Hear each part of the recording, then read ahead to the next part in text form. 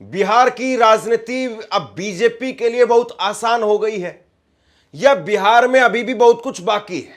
यह बहुत बड़ा सवाल है और इस सवाल को खड़ा करने वाले दो बड़े मुद्दे हैं।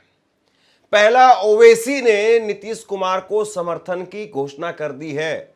उन्होंने कहा है कि नीतीश कुमार को समर्थन दे देंगे, लेकिन अगर, दो बातें उन्होंने कही है और ये लेकिन और अगर क्या है, क्यों वो समर्थन देने की बात कह रहे हैं और ओवैसी के समर्थन से कैसे बीजेपी की बोलती बंद होगी, इस पर बात करेंगे। और इसके साथ साथ सम्राट चौधरी को जिस तरीके से अमित शाह का ही आदमी कहा जाता है सम्राट चौधरी को अमित शाह ने डिप्टी सीएम बनवाया। अब इसके बाद में कहीं ऐसा तो नहीं है कि सम्राट चौधरी ने उल्टा अमित शाह को ही फंसा दिया है, क्योंकि जिस तरीके से वो ताबड़तोड़ इस वक्त में फैसले लेते हुए दिखाई दे रहे हैं, एनकाउंटर वाली राजनीति की बात कर रहे हैं, तो इसके बाद में क्या वो बुलडोजर मॉडल, उत्तर प्रदेश का मॉडल उसको अपनाएंगे? ये भी बहुत बड़ा सवाल है, क्योंकि अगर बुलडोजर मॉडल वो अपनाते हैं तो ये क्या बिहार में फिट हो पाएगा? ये बहुत बड़ा सवाल है। बिहार के अंदर क्या उत्तर प्रदेश की राजनीति चल पाएगी? क्या बिहार में 80-20 हो पाएगा? और अगर ये कहीं बिहार में बीजेपी करने की कोशिश कर रही है और बिहार का जिस तरीके से सोशल स्ट्रक्चर है, सामाजिक ताना बाना है, अगर वो बिगड़ गया तो फिर हो सकता है कि बीजेपी के लिए लेने के देने पड़ जाए। सबसे पहले बात करते हैं ओवैसी पर। असदुद्दीन ओवैसी सत्ता का एक तरीके से ऐसा चेहरा जो खुल करके बोलते हैं, धारदार तरीके से बोलते हैं। ओवैसी को पसंद करने वाला भी एक बहुत बड़ा तबका है और ओवैसी को नापसंद करने वाला भी एक बहुत बड़ा तबका है। लेकिन ओवैसी ने यह कहकर के लिए बीजेपी के लिए मुसीबत खड़ी कर दी है कि वो नीतीश कुमार को समर्थन दे देंगे, नीतीश कुमार की सरकार को समर्थन दे देंगे। अब यहां पर बीजेपी फंस गई है। पहली बात तो यह है उन्होंने क्या क्या शर्तें रखी हैं या क्या क्या वो कह रहे हैं, क्या क्या वो चाह रहे हैं, इस पर तो हम आगे बात करेंगे। लेकिन सबसे पहले नैरेटिव की बात कर लेते हैं। अब देखिए, ओवैसी को इंडिया गठबंधन अपने पाले में नहीं लेता है। इसके पीछे एक बड़ी वजह हमेशा से ये रही है कि ओवैसी जिस तरह की राजनीति करते हैं, जिस तरह से ओवैसी बोलते हैं, तो इससे बीजेपी को फायदा होगा और बीजेपी और ज्यादा ध्रुवीकरण करेगी और हिंदू मुसलमान की राजनीति और तेजी से फलेगी और तेजी से आगे बढ़ेगी। अब ओवैसी को अगर नीतीश कुमार की सरकार का समर्थन मिल जाता है, नीतीश कुमार को ओवैसी समर्थन दे देते हैं, तो फिर बीजेपी इस लिहाज से फंस जाएगी, क्योंकि बीजेपी जिस तरीके से हिंदुत्व की बात करती है, बीजेपी जिस तरीके से ओवैसी का विरोध करती है, या बीजेपी जिस तरीके से मुसलमानों को लेकर के मुखर होकर के बोलती है, तो ऐसे में अगर आप ओवैसी को अपनी टीम में बैठा लेंगे, अपनी गाड़ी में बैठा लेंगे, तो फिर आप इंडिया गठबंधन पर, कांग्रेस पार्टी पर, या तेजस्वी यादव पर, या फिर ममता बनर्जी पर, या राहुल गांधी पर, अखिलेश यादव पर, इन पर कैसे आरोप लगा पाएंगे? अगर आप मुस्लिम राजनीति का सबसे बड़ा फायर ब्रांड चेहरा, हालांकि देश में और भी कई सारे मुसलमान नेता हैं, लेकिन ओवैसी जिस तरीके से धारदार तरीके से बोलते हैं, या बीजेपी ओवैसी के आधार पर जो ध्रुवीकरण करती है, ओवैसी के बयानों के आधार पर ध्रुवीकरण करती है, उसका फिर क्या होगा? यह बहुत बड़ा सवाल है। ओवैसी ने कहीं ना कहीं एक तरीके से बीजेपी के लिए मुसीबत खड़ी कर दी है कि समर्थन लिया तो वो नैरेटिव ध्वस्त हो जाएगा, पहली बात। दूसरी बात, अब ओवैसी जो बात कह रहे हैं उसको समझ लीजिए, वो शर्तें जो रख रहे हैं उसको समझ लीजिए। ओवैसी कह रहे हैं कि हम नीतीश कुमार को अपना समर्थन देने के लिए तैयार हैं, लेकिन नीतीश कुमार वो इस बात को सुनिश्चित करें कि केवल पटना के आसपास ही काम नहीं होगा, आपको सीमांचल के इलाके में भी जाकर के काम करना पड़ेगा। सीमांचल के इलाके में भी आकर के काम करिए, सीमांचल का विकास करिए, हम आपके साथ हैं। दूसरी बात, ये विकास वाली बातें तो कहाँ ठहर पाती हैं? सब जानते हैं कि काम जितना होना है उतना ही होता है, नहीं करना होता तब नहीं करते हैं। लेकिन ओवैसी एक बात और कह रहे हैं और उनकी नज़र एक बहुत बड़े वोट बैंक पर है। ओवैसी कह रहे हैं कि बुलडोजर वाला जो काम है वो नहीं चलेगा, कहीं ऐसा ना हो कि अब सम्राट चौधरी को बीजेपी ने डिप्टी सीएम बना दिया है तो बिहार के अंदर बुलडोजर चलने लग जाए और बिहार में भी वो बुलडोजर मुसलमानों पर ही चले। तो वो बुलडोजर वाली जो संस्कृति है या बीजेपी का जो बुलडोजर मॉडल है, उसको अगर नीतीश कुमार बिहार में रोक दें तो हम नीतीश कुमार के साथ हैं, ये बात कही। इसके अलावा ओवैसी वो कह रहे हैं कि 80-20 की राजनीति, 80-20 की राजनीति यानी मुसलमानों को बिल्कुल उनके साथ में एक तरीके से अछूत वाला व्यवहार किया जाए और उनको एक कोने में डाल दिया जाए, कोई उनके साथ में खड़ा ना हो पाए। ये जो 80-20 वाली राजनीति है, यूपी वाली जो राजनीति है, उसको आप बिहार में नहीं लेकर के आएंगे। हम नीतीश कुमार की सरकार को समर्थन देने के लिए तैयार हैं। एक बात और है जो नीतीश कुमार को हो सकता है कि पसंद आ जाए और नीतीश कुमार ओवैसी को अपने साथ में ले ले। डिप्टी सीएम का पद बीजेपी के पास में जाना था, ये तो तय था, पिछली बार भी था, अब भी था, लेकिन गृह मंत्रालय बीजेपी के पास चला गया। ये 20 साल में पहली बार हुआ है। और अब इसके बाद में दूसरा जो मेन पहलू है वो है स्पीकर का पद। स्पीकर के पद को लेकर के अभी तस्वीर साफ नहीं हुई है। स्पीकर के पद को लेकर के भी मामला अटका हुआ है और स्पीकर के पद पर अगर नीतीश कुमार अपना कोई बैठाना चाहते हैं तो फिर वो जो बड़ा भाई छोटा भाई वाली जो सवाल है ओवैसी के साथ आने के बाद में वो भी खत्म हो जाएगा। क्योंकि बीजेपी के पास में इस वक्त अगर नंबर की बात करें तो बीजेपी के पास में 89 है, नीतीश कुमार के पास में 85 है। अब ऐसे में 5 अगर विधायक जुड़ गए ओवैसी के तो 85 हो जाएंगे 90, यानी नीतीश कुमार बड़ा भाई और नीतीश कुमार बड़ी भूमिका में आ गए तो फिर स्पीकर का पद भी उनका।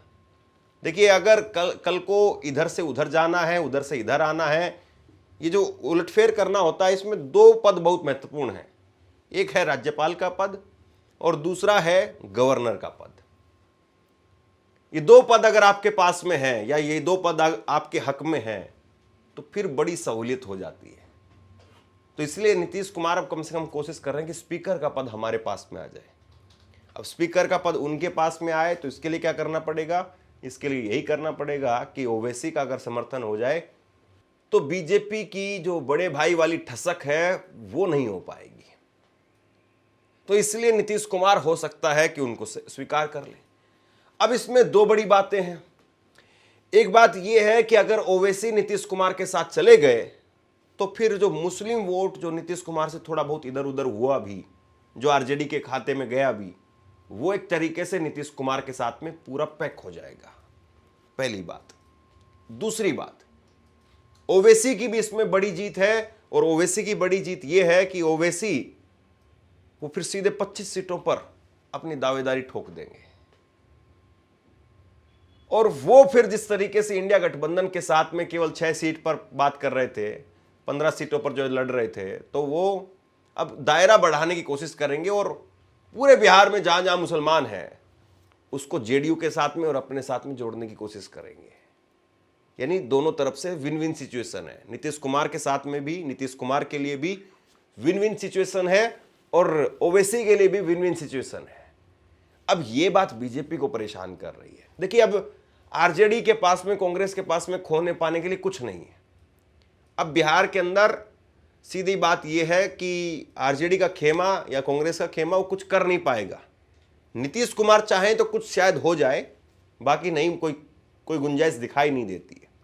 लेकिन ओवैसी अगर इस तरीके से खेल करने लगे तो फिर खेल बिगाड़ देंगे और ओवैसी ये करने लगे तो फिर बीजेपी को बंगाल के अंदर बड़ी दिक्कत हो जाएगी, यूपी के अंदर बड़ी दिक्कत हो जाएगी। क्योंकि आप फिर कैसे मुसलमानों को लेकर के टारगेट करेंगे, घुसपैठिया को लेकर के टारगेट करेंगे। यहां पर ओवैसी जो है वो एक तरीके से नीतीश कुमार के साथ में बैठे हुए हैं, फिर आप मुसलमान को घुसपैठिया कैसे करार देंगे? ये सारी बातें जो है वो एक तरीके से नीतीश कुमार और ओवैसी की जोड़ी मिलकर के बीजेपी के लिए परेशानी खड़ी कर देगी। यानी कहने के लिए 5 विधायक हैं, लेकिन ये 5 विधायक वो काम कर सकते हैं बीजेपी के लिए खास तौर पर कि बीजेपी का सारा खेल खराब कर दे। अब वो बीजेपी नीतीश कुमार पर प्रेशर बनाएगी कि ओवैसी को किसी तरीके से, किसी भी हालत में अपने आसपास भी नहीं फटकने देना है और ओवैसी इस बात पर और ज्यादा खेलेंगे कि देखिए भैया, ना हमको वो ले रहे हैं ना हमको ये ले रहे हैं, हम बताइए कहां जाए। यानी इंडिया गठबंधन वो भी स्वीकार करने के लिए तैयार नहीं है, और ये नीतीश कुमार एनडीए वो भी स्वीकार करने के लिए तैयार नहीं है। तो हम क्या करें, वो वाला सवाल जो यहां पर उठेगा। लेकिन ओवैसी बीजेपी के लिए आसान नहीं है।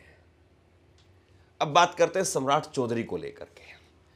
सम्राट चौधरी को लेकर के जो कहा जा रहा है, सम्राट चौधरी को लेकर के ये कहा जा रहा है कि सम्राट चौधरी वो अमित शाह के आदमी हैं।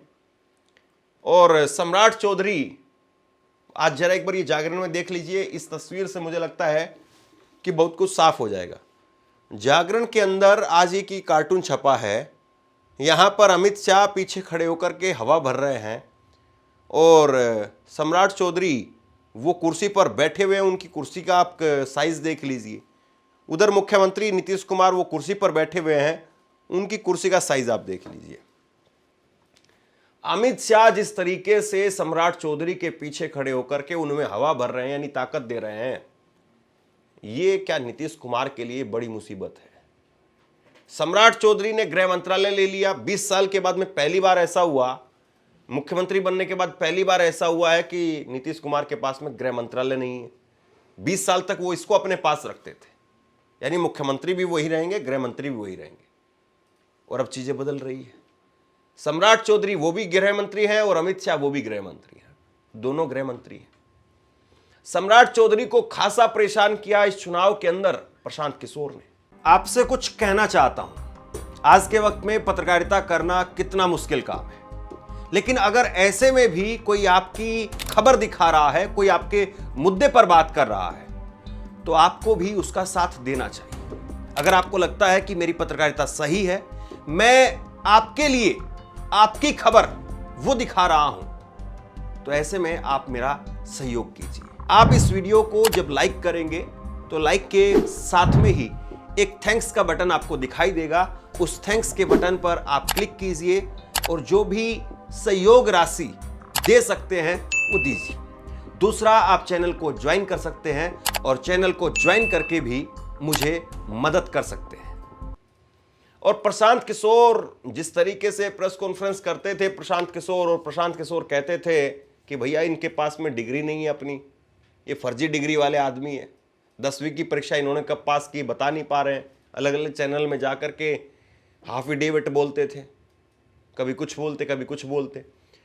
तो सम्राट चौधरी वो कहते रहे, सम्राट चौधरी को प्रशांत किशोर कहते रहे कि डिग्री नहीं है, हत्या के आरोपी हैं, भ्रष्टाचारी हैं, पैसा खाया है इन्होंने, डेट ऑफ बर्थ भी गलत है, बहुत सारे आरोप लगाते रहे।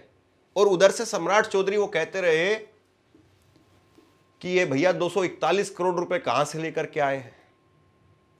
अब यानी एक तरीके से आप ये कहिए कि सम्राट चौधरी वो प्रशांत किशोर की फाइल खोलेंगे। उन्होंने जो गृह मंत्रालय अपने पास में लिया है, पुलिस अपने पास में ली है, तो वो प्रशांत किशोर की फाइल खोलेंगे। और गृह मंत्री अमित शाह का मिजाज आप देखिए, उनका मिजाज भी यही है कि जो विरोधी है उसको उठने से पहले ही खत्म कर दो। राहुल गांधी के पीछे बीजेपी आरएसएस तब पड़ी थी जब राहुल गांधी मंत्री भी नहीं थे, तब से पप्पू बनाना जो है शुरू किया, क्योंकि पता था कि एक न एक दिन राहुल गांधी जाकर के बीजेपी को चैलेंज करेंगे, बाकी क्षेत्रीय पार्टियां वो राष्ट्रीय स्तर पर जाकर के चैलेंज नहीं कर सकती। तो तभी से ये कहा जाता है कि हजारों करोड़ रुपए लगा करके राहुल गांधी को पप्पू बनाने की पूरी कोशिश हुई। अब प्रशांत किशोर वो एक ऐसे आदमी है जो कह रहे हैं कि भैया मैं कहीं जाने वाला नहीं हूं, मैं कोई राजनीति से संन्यास लेने वाला आदमी नहीं हूं, मैं यहीं रहूंगा, बिहार में रहूंगा, अपनी जितनी संपत्ति है वो सारी संपत्ति इस पार्टी को दे रहा हूं। क्योंकि बहुत सारे लोग कह रहे हैं कि भैया पार्टी अब कैसे चलेगी, अब चंदा कहां से आएगा, अब पैसा कहां से आएगा। तो उन्होंने कहा कि मैं सारी संपत्ति अपनी पार्टी को डोनेट कर रहा हूं। एक मेरा फ्लैट है दिल्ली के अंदर, उसको अपने पास रखूंगा, बाकी सब फ्लैट वगैरह जितना भी मेरी चल अचल संपत्ति है सब पार्टी को दे रहा हूं। तो ये बातें जब उन्होंने कही तो यानी दिख गया कि भैया वो प्रशांत किशोर कहीं जा नहीं रहे हैं, वो यहीं पर लंगर डाल करके बैठेंगे। तो प्रशांत किशोर अगर ऐसे में बिहार में ही डेरा डाल करके बैठ जाते हैं तो फिर बीजेपी के लिए दिक्कत हो जाएगी। क्योंकि प्रशांत किशोर वो कह रहे हैं कि सिर्फ 6 महीने का इंतजार कर रहे हैं हम, और 6 महीने बाद में उन महिलाओं को 1,40,00,000 के आसपास, 50 लाख के आसपास, यानी 1.5 करोड़ के आसपास जो महिलाएं हैं, अगर उनको 2-2 लाख रुपए नहीं दिया तो उनको लेकर के सड़कों पर उतरेंगे हम लोग। अब देखिए, पिक्चर में तेजस्वी कांग्रेस नहीं है, और जाहिर सी बात है वो कुछ हाथ पैर मारेंगे तब वो पिक्चर में आएंगे। अब प्रशांत किशोर जो है वो महिलाओं को लेकर के उतरते हैं, और प्रशांत किशोर वैसे भी मीडिया वाले आदमी हैं, चैनल की टीआरपी वाले आदमी हैं, तो फिर ऐसे में बीजेपी के लिए एक और मुसीबत, और 6 महीने में ही ये शुरू हो जाएंगे। इनको अपनी राजनीति करने के लिए कोई ना कोई मुद्दा चाहिए। प्रशांत किशोर पर अगर फिर बीजेपी एक्शन लेती है तो ब्राह्मण विरोधी होने का जो है आरोप लगेगा कि भैया एक ब्राह्मण के ऊपर आप जो है कार्रवाई कर रहे हैं प्रशांत किशोर पर, यह समस्या आकर के खड़ी हो जाएगी। तो ऐसे में बीजेपी फिर क्या करेगी? क्योंकि प्रशांत किशोर को अगर खुला छोड़ेगी तो प्रशांत किशोर नुकसान करेंगे, प्रशांत किशोर पर कार्रवाई करेगी तो ब्राह्मण विरोधी यानी बीजेपी का जो कोर वोटर है वो आपसे छिटकेगा। और दूसरी बड़ी बात यह है, प्रशांत किशोर को लेकर के ऐसा नहीं है कि कोई पब्लिक में नाराजगी हो, गुस्सा हो। यह सही बात है कि उनकी एक भी सीट नहीं आई, ये सही बात है कि उनकी 3% वोट आए, ये सही बात है कि उनको बहुत सारी जगह पर नोटा से भी कम वोट मिले। लेकिन यह भी सही बात है कि अगर प्रशांत किशोर अगले 5-10 सालों के लिए, मैं ऐसा नहीं कह रहा हूं अगले 5 सालों के बाद में वही सीएम बनेंगे या उनकी पार्टी जो वो सत्ता में आ जाएगी, लेकिन जिस तरीके से 3 साल तक वो रहे जमीन पर, जिस तरीके से चुनाव भर में बोलते रहे, अगर पूरी ईमानदारी से, पूरी शिद्दत से अगर वो डटे रहे, खड़े रहे, तो अगले 5 साल के बाद में हो सकता है कि वो बीजेपी के लिए खेल खराब कर दें, विपक्ष का जो वोट है वो अपने पास में खींच ले। केजरीवाल ने दिल्ली में यही किया।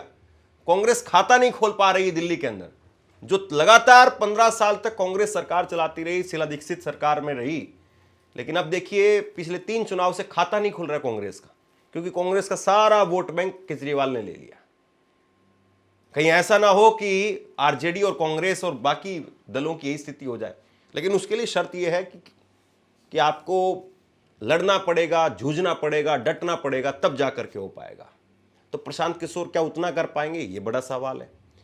अब प्रशांत किशोर एक तरीके से आप ये भी कहिए कि अगर बीजेपी ने उन पर कार्रवाई नहीं किया, अमित शाह की वैसे तो राजनीति यही है कि खड़े होने से पहले हटा दो, लेकिन अगर प्रशांत किशोर पर बीजेपी ने कार्रवाई नहीं की और प्रशांत किशोर धीरे धीरे करके अपने आप को ऊपर लेकर के आ गए, तो फिर बीजेपी के लिए वोटों में भी सीधी चोट है। क्योंकि इस बार के चुनाव का नतीजा आप उठा करके देखिए, तकरीबन उन्होंने उतना ही नुकसान उधर किया है, उतना ही नुकसान उधर किया है। प्रशांत किशोर के पास में ऐसा नहीं कि जो आरजेडी का वोट है वही बीजेपी उनके पास में, बीजेपी की भी कई सीटें प्रशांत किशोर वो हारे हैं। यानी मतलब प्रशांत किशोर की उम्मीदवारों की बदौलत बीजेपी हारी। कई सीटें ऐसी है, चनपटिया में कांग्रेस जीती तो प्रशांत किशोर की वजह से जीती। तो ऐसे में सवाल यह है कि सम्राट चौधरी को वहां पर बैठा दिया, अगर सम्राट चौधरी ने प्रशांत किशोर पर कार्रवाई नहीं की तो सम्राट चौधरी फंस गए। सम्राट चौधरी ने अगर प्रशांत किशोर पर कार्रवाई की तो फिर सम्राट चौधरी फंस गए, क्योंकि प्रशांत किशोर के पास में खोने को क्या है, उनके कौन से विधायक कहीं भाग जाएंगे। और प्रशांत किशोर पर कोई ईडी सीबीआई वाली जो बात है वो भी अभी तक नहीं है। हाँ, ये बात सही है कि उनके पास में पैसा है, ये बात सही है कि उन्होंने पैसा इधर उधर से कमाया है, लेकिन वो लगातार बार बार कहते रहे। और प्रशांत किशोर वैसे भी अलग अलग पार्टियों में काम किया है और वो देश की राजनीति को भली भांति समझते भी हैं कि कैसी राजनीति और किस तरीके की राजनीति, और जब आप विपक्ष में जाते हैं तो आपको कैसी कैसी राजनीति फेस करनी पड़ती है। तो कुल मिलाकर के इस सारे चक्रव्यूह से प्रशांत किशोर कैसे निकलेंगे, बीजेपी अपने आप को कैसे निकालेगी, ओवैसी वो एक नई जो है मुसीबत बीजेपी के लिए खड़ा कर रहे हैं। बिहार की राजनीति ऐसा दिखाई नहीं दे रहा है कि बीजेपी के लिए बहुत आसान है, बहुत कुछ ऐसा है जो अभी सामने आना बाकी है। आप क्या सोचते हैं, नीचे कमेंट बॉक्स में लिख करके जरूर बताइए। इस खबर को शेयर कीजिए। धन्यवाद।